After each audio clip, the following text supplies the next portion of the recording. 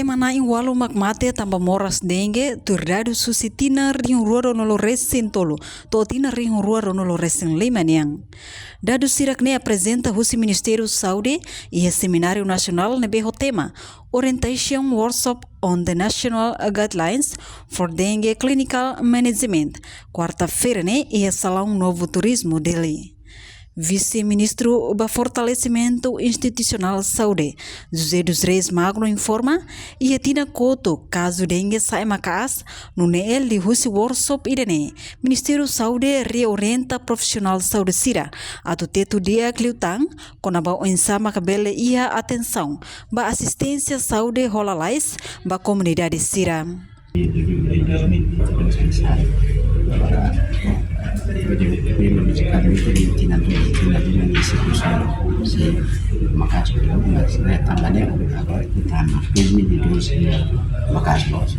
Agora, a orientação técnica é tempo bem mais oportuno para mim, de orientar a profissionais de medicina, facilidades de medicina, ponto para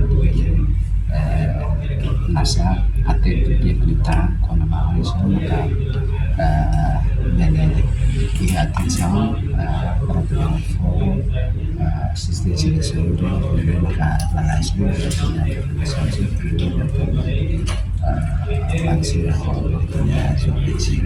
agora ada komisar educação de saúde lá partir da setinda teknisia territorial da ela depois vamos até atividade ciência lá ela kita ada caso ini compara dengan sirva itu tapi kita ni caso mati sirva mati mafatita sehingga kata orientação dari apropriados dari terkait perusahaan orientasi hari dengan profesionalisme secara global ada solusi dia dapat sehingga sambil solusi dan apa yang tidak ini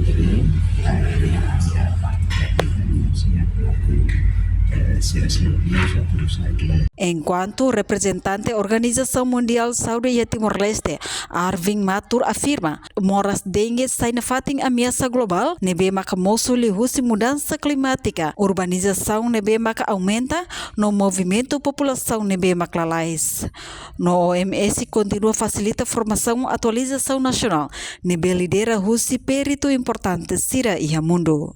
Climate change, growing urbanization and rapid population movement. Timor-Leste is not immune to these risks. The country has faced recurrent surges of dengue, also outbreak of chikungunya that was reported, and also it reported the first confirmed case of Zika. These realities clearly show why we must focus on high quality prevention on one side, but high quality clinical management, early and accurate diagnosis, and fast and decisive public health action.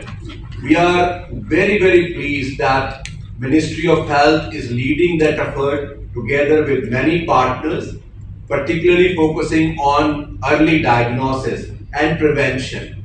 And as I heard and was talking to Vice Minister, there has been also an effort to prevent, and so far the trend is that we are doing pretty well.